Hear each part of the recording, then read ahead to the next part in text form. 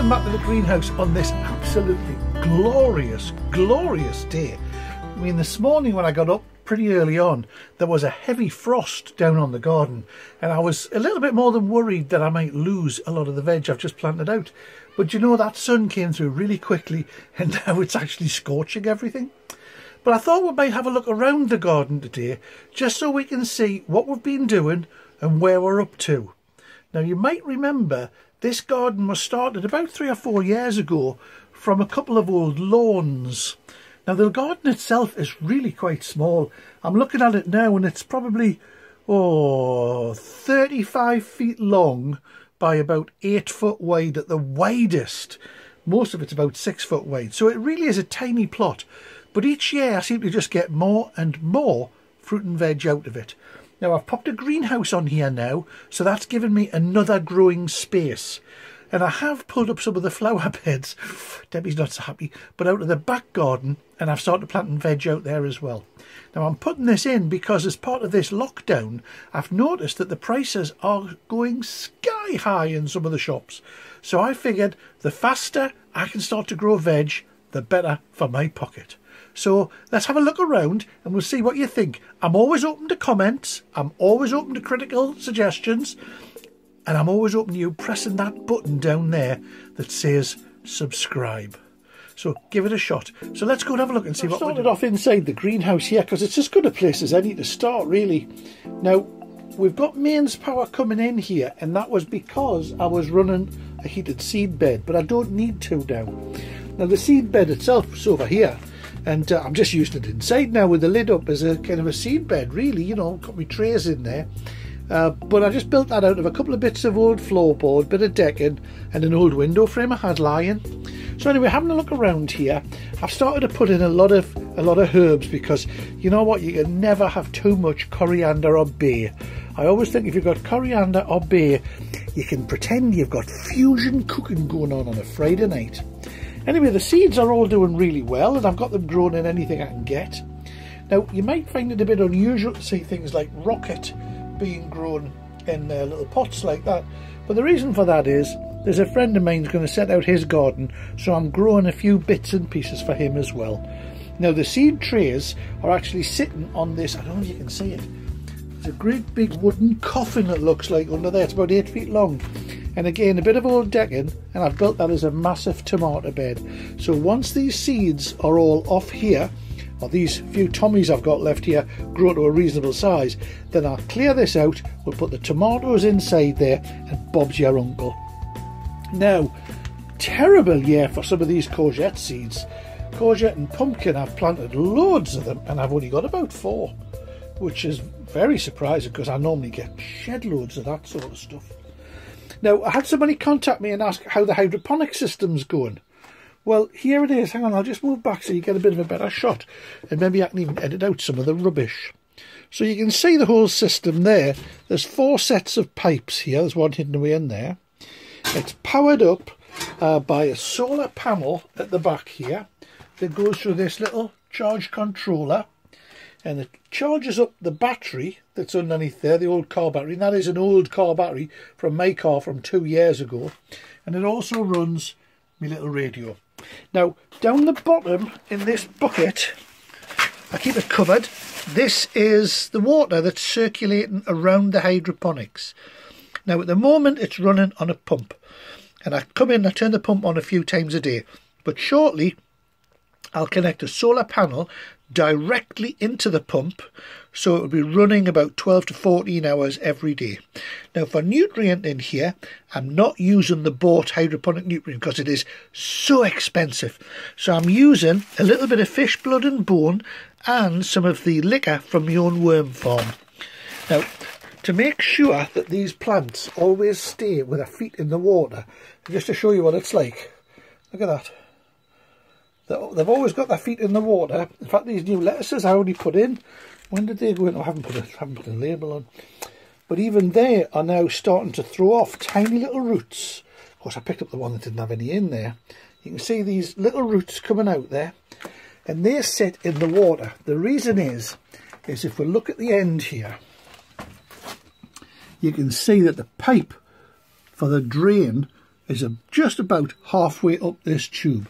So there's always water in to about there, which means these plants stay wet.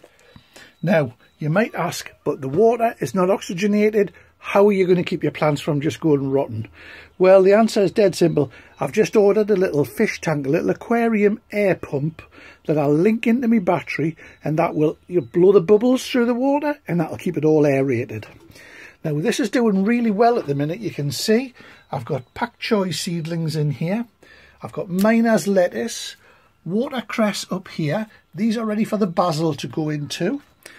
I've got lettuce down here, and at this end here I've even got coriander coming through. Now, all you naysayers that said it'll never work, you'll never be able to grow stuff on it, well, let me just say this. It's been working brilliantly, absolutely brilliantly. So let's, just before we go outside, let me say one last thing. I've tried different ways of growing, the plastic cups instead of using the expensive little pots. I was using sheep's fleeces instead of using this expensive rock wool down here.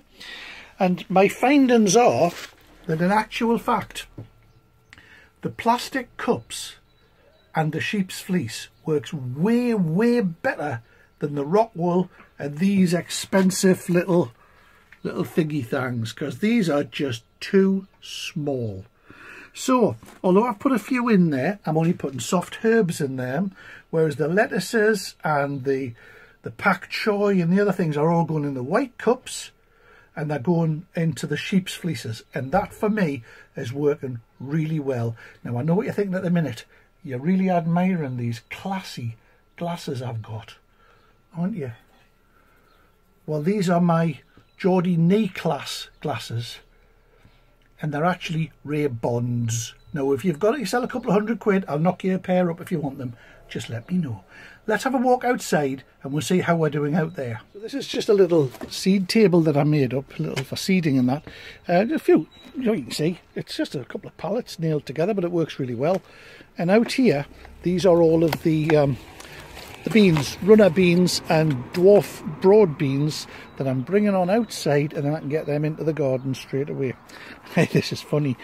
I actually have a head of broccoli here that started to go green. So I thought, well, do you know what? I'll just stick it in a jar of water. So I did. I stuck the stem, which is about that thick, in the bottom of a jar of water. And as these little flowers come out the top, the blimmin' thing started to throw roots out the bottom. So the roots are about this long, so I've planted it to see what happens. Now, the old beehives this year, remember, potatoes last year? Well, it's runner beans this year. So I've got runner beans planted in the back. Now, these are French climbing runner beans. And then I've got a few little lettuces tucked along the front there. Now, the light levels will be going crazy in here today. Now, this lot down here has all the dried stuff I've taken out the garden and stored. Normally that would go into compost, but this year I needed a bit of extra mulch. So I've allowed it to dry right out, and then I'll get the little secateurs out and I'll start cutting it all up. You can see I mulched the garden very heavily through the winter, and it's been absolutely great. I mean, look, there's nothing, no weeds coming through at all. Absolutely none at all. Now you see all these daffs along here, I put them in because they look lovely.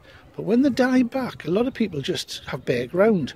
But what I've done is I've cleaned it, and then I'm going to plant those runner beans you saw right along there. I've got a few to put in today, and the intention is to try and grow a hedge right around this wee plot here of broad beans. Now the old barrel, shifting the watering can, the old barrel I've got here, I've clad the outside of it in a bit of chicken wire. And the reason is I've planted peas at the bottom. So the idea is that the peas will simply grow up the chicken wire, and in the top for now I've got lettuces, and when they're finished I might pop something in there like some nasturtiums, or I might even pop in a couple of courgettes if I can get some to grow. Now this is how I've brought the beans on the first lot. So this is from my own seed from last year, just a sandy soil. Pop in a little box here and I put some glass over, and you can see they're doing okay, so I'll transplant these over there. Bit of my old greenhouse here is absolutely great for having more seeds grown on, although it's getting a bit bendy at the back. I might have to do something about that. But again, you can see that if we look down into this mulch, it's very dry on the top, but you get down here, you know, and look at this. This is last year's mulch in the bottom there, and I've got about 3 inches of rotting straw, 3 or 4, and then you get down to, look at that. What would you give to have a garden made of that? Now, when we moved into this house 4 years ago, this garden was sand with I would think predominantly a 60% mossy lawn on the top. So that's 40% grass and 60% green slimy moss. It was absolutely horrible, and I didn't dig it out. What I did was I layered it with cardboard and loads of mulch, and I've just kept doing that every year.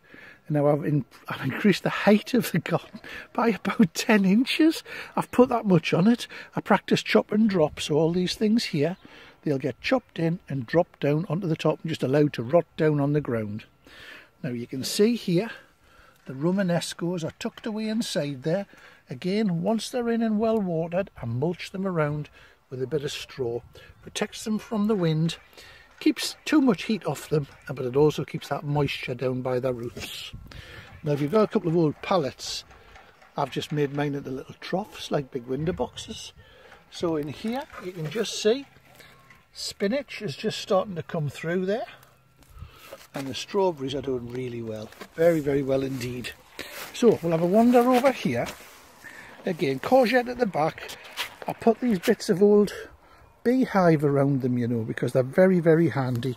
I put the beehive round, bit of glass on the top, and it's an outdoor cold frame immediately. For me, gardening isn't just about planting seeds and growing food. It's about being very creative in your garden, trying to work out what can you use so you don't have to spend a fortune, how much food can you get in the garden so you don't have to keep going to Tesco and filling up, and just how much goodness you can get in the soil.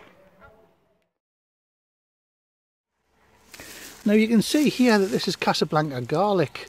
Now I started these off in little pots to get a shoot about this big, and then about a week ago I popped them down inside here. And you can see they're doing really, really well. Now, I've never had much luck with garlic in this garden, but I keep trying, forever hopeful. So I've put a patch in here, you can just see. And next to it, down here, I don't know if you can make them out, that's daikon radish. Daikon radish, just the thought of it makes me mouth water. Now these daikon radish should grow absolutely enormous in this soil. I mean, it's moist, it's very rich now with nutrient. I'm hoping they'll grow to about 1 foot long. Looking a wee bit further across the garden as you can, I've popped a few blue kale in there, and I've got a few little leeks. So let's pop round the other side and see what we're doing there. So you can probably just make it out there now. I mean, look at me CDs, old software and old albums that I don't like anymore turn out to be absolutely first-class bird sketchers. So get yourself a few, hang them up and let the wind get to them. Now the spinach, this has actually lasted right through the winter, these couple of clumps here. There's the blue kale. I've never tried that before, but you know, I'm keen to give it a bit of a go. I always like trying new stuff. So I'll put that in, we'll keep an eye on it and see how it does. Now I've rediscovered Swiss chard. Look at that, man. Just look at that. That's a rainbow chard, so it comes up in all different colours. But at one time I would have thought, no, I didn't like that, that's cabbage. But now I think, no, that's terrific. And spinach pies, I fry it down with onions and garlic. And, oh, I have it on toast. I absolutely love it. So, whereas you can see miner's lettuce planted down here, that's what these clumps are. I'm going to change that shortly, because I've planted 3 rows of more of this stuff, rainbow chard. So as it comes up, I'll remove that miner's lettuce. I don't like the miner's lettuce much anyway. It's not so good, doesn't cook up very well. I just don't like the taste of it. You can hear the kids in the background up there, but we'll keep away from there, because at the minute we're on lockdown. So there's 1 Romanesco there. Debbie's going to have that tonight, and that'll clear space so I can get more of these beauties down here. Can you see them? What they are? That look lovely. Giant sunflowers. So we'll see how big we can grow those giant sunflowers. Again, every bit of space is being used, so right up against the fence here, I haven't come through yet, but I've planted a thick border along here of perpetual spinach. the idea is that that will just keep self-seeding every year, and I'll hoe back outside the border and allow the border itself to grow. This was a bit of an experiment a couple of years ago with buckets growing up against the side wall of the house, so it's actually between my greenhouse and the side wall of the house, stepping back so you can see it. But I worked out that with this being white and stone chips, it reflects a hell of a lot of heat. So I planted some buckets full of sunflowers last year, and the runner beans went to about 3.5, 4 metres high, and I had a hell of a crop off them. This year I've put French runner beans in there. The reason I'm doing that is because Debbie doesn't like standard runners. They always go a wee bit stringy, whereas the French runners tend not to. And of course at the end on here, giant sunflowers. Now we'll have a walk through the back, but no comments please, because it's still a work in progress. I don't know if you can see, but we've got pot leeks there, just growing in buckets up against the fence. They've done okay. And I ripped out these flower borders right along there. And this year, instead of geraniums and all sorts of stuff that I had in there, it's now, yes, it's dwarf French beans. And we've put beetroot in. There's a wee bit of kohlrabi seed gone in. There's radish seed. Down here, there's a little plot of comfrey so I can use the leaves. There's me gorgeous, gorgeous clematis that I love. And down the far end, right down at this end, look, don't look at this, man, don't look at that. Down this end here is a lovely black currant bush which I've had for a few years, but the root ball in the bottom is absolutely matted solid. I couldn't even get a spade through it. After soaking it for 3 days, I couldn't get a spade through it. So this year I've had to put it in here. I'll keep clipping down everything on the top except the bush, with the hope that at the end of the season I'll be able to loosen it up a bit and dig it out. Now, do you remember there was a border along there a couple of years ago? It was full of lovely flowers and plants. No longer, I'm afraid, no longer. Oh, is that a flower fairy I can see up there? It is. Oh, she's done a runner. Anyway, so what I did was I dug it all out, put a few peas and beans in last year, and that went down well. But this year, we've gone for veggies big time. So you can see down here, we've got lettuces. We've got pak choy under this old window frame. I think, yeah, that's right. That's a bit of cabbage in there. And you get a wee bit further along here, and I've put another patch of garlic in there. Don't know if you can make that out, but it's looking very well. It's doing beautiful. Now, there was also a border right along here. But you see, I'm building a hot tub, and it's doing okay. I mean, somewhere there's a video on it, and there's my stove, and my stovepipe. Yes, it is made out of bean tins, so I had to dig out all of the soil. Well, I call it soil, but it's just sand. So what I did was I dug it all out and I stuck it all off to one side, not letting anybody know. I shifted the rhubarb, the plants that were in. There was a beautiful big rose in there. That's in the front garden now. And there was a peony. So that's also gone through the front garden. So I've created a nice space now for the stove to go. And that's smashing. Well, I thought, as I'm actually working on that, I might as well just dig everything else out this bloody border and put veggies in. So that's exactly what I've done. Going along it, you can see, you know, there's only 1 or 2 little things left in there, and then that's all going to be gone. And then the idea then is we've got veggies down here, and we've got veggies along here. And where I've got little spaces like that, I'm going to be building some more boxes and planters. We'll have veggies growing there. Now, this mess you can see here, all these tubs, they're the old planters that I had last year for the tomatoes. Now this year I'm filling them up with some of this fill and some compost in there, a bit of shredded paper, and when my seed tatties arrive, which should be very soon, I'll get them planted up in there. And then the idea is I've got seed tatties in another garden elsewhere, down where my cottages are, and I've got some seed tatties here at home for chips. Now right next to it you can see this horrendous big pallety thing that Debbie is not happy with in the garden. Debbie thinks my garden's only fit for a scrapyard. But you might remember last year I built a really nice little vertical planter. And it's I'll show you in a minute, it's done really well. Well, this time I'm going to turn this double big pallety thing into a much bigger vertical planter. And we're going to fill that with all the herbs and a few strawberries and, well, really whatever else we can put in. As long as I can get it done before Debbie gets the scrap man to take it away. So you see, there is an upside to this lockdown, and that is she cannot throw away any of my treasures. I think I deserve a medal for that, personally, tolerating it all. There's tolerating it, and then there's tolerating it. I think Debbie's definition of tolerate isn't in the Oxford English Dictionary. Tolerate. So as I promised you, here's another look at that vertical planter that we made last year. Now you might remember we started off with just these small little boxes to plant in. Well, I mean, that was just a total mistake. They kept drying out too quickly. So instead I also augmented it. You see, I didn't add to it, I augmented it with these plastic bottles with the bottoms cut off.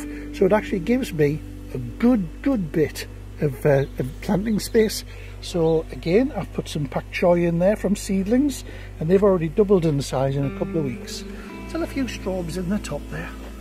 And then these pots in the bottom, I haven't decided what's going to go in there yet, but I might put something in like climbing peas. I've got some Victorian ones that grow up about 2 meters. So if I plant them in there, the idea is they'll grow right up the side of here. And I went to my local garden centre and I bought this snazzy little roll down front greenhouse thing. Now I've always stayed away from these things because I thought they were a bit rubbish, but I bought one, and you know what, it's absolutely first class. You can see I plant the stuff up in the greenhouse, and then when it's come on in the greenhouse, a lot of it I bring it out into here, and if I want to slow down some seed like this Romanesco, because I haven't planted the last lot yet, there it all is, I've just planted in here and put the seed out here where it's cooler. It takes longer to germinate, but it hardens off the plants absolutely beautifully. Now here's an idea for you, right? So I bought from Lidl's one of these plants, you know, like you've seen it, little packets filled with like 10,000 lettuces, the little lettuce greens. And I thought, well, I wonder what will happen if I split them off and plant them out. Well, the answer is bugger all. I split them off, I planted them out, I nurtured them, I watered them, they went leggy, there's absolutely no doubt on them. So if you get the chance to do that yourself, don't waste your life. Now the honeysuckle this year needs a little bit of TLC around the bottom of it. You can see it's doing really well. Did a lot of growth last year. It's grown right up here, and it's now meeting up a wee bit with the clematis that's around the top. Closing the door on the man cave so you can't see the mess inside. And I was going to lift this beautiful rosemary bush, but when I tried to shift the pot at the bottom there, the main stem of the rosemary has grown straight through the hole in the bottom, broken the hole wider, and it's rooted like a tree right down the bottom there next to the firelighters for the barbecue. Absolutely a killer. So Debbie's been out the back here, as you can see. You can tell where Debbie's been because it's always tidy. Now I'm having a gentle walk through now to the front garden, which again is only tiny. Our house is in Forest, it's not a very big one. You know, it's not the mansion that I thought I'd be living in when I was like 17-year-old, or the castle when I was like 15-year-old. But what we have got is this beautiful cottage garden. Now I don't know if you can make it out, but it's absolutely chock-a-block with the most beautiful plants. There's that peony rose that I brought round from the back, where you can see it's looking absolutely lovely. Now Debbie's been out there this morning tidying up, and I don't like to tell her, but I think there's a rabbit coming into the garden from these woodlands up there. I think he sneaks down in the morning and does a bit of digging in our plot, but I'm not going to let on, because we used to have a fence there and she got me to take it down. I only took it down last week. Now she's talking about putting it back up again. So anyway, the pot garden is doing extremely well. Don't know if you can see all the tulips, they've got sage and herbs and all sorts of bits and pieces in all of these. And this is one of my favourites at the minute that I've planted up. Don't know if you can make them out, can you? Now they're just beautiful, aren't they? Absolutely lovely. Love them. So that's more or less it for the garden for now. So I hope you've enjoyed that bit of a walk around the garden and some of the things we've been having a go at. We're still going on producing our own electricity. We're collecting all of our own water for the garden. Anything out of the washing machines, although it's had detergent in, we're using organic detergents, and that's being collected. Now the reason I collect that is because as water becomes more scarce, we use it on the lawns and on the flower garden. We don't put it on the vegetable garden. We simply use it that side of the path, not this side of the path. Now the reason being is soap powder still has phosphates in, whether you like it or not. There's got a few chemicals in, and whereas that works well on the flowers, they seem to love it and they blossom with it, I don't want to try risking on the veggies because we're going to eat them. So what we'll continue doing this summer is we'll be working in our garden as much as we can. We'll be trying to produce as much food as we can. And yeah, I've got some plans for other things as well, you know all this hand sanitizing stuff that everybody's after at the minute. Well, I've got a still, purely for scientific purposes, of course.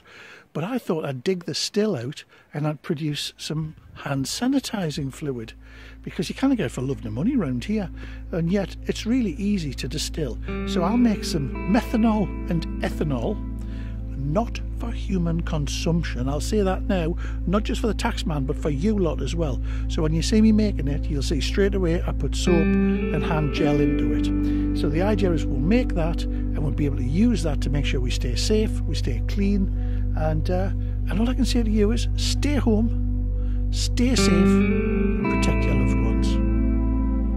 Oh, P.S. I've got some great ideas for cooking and bread baking.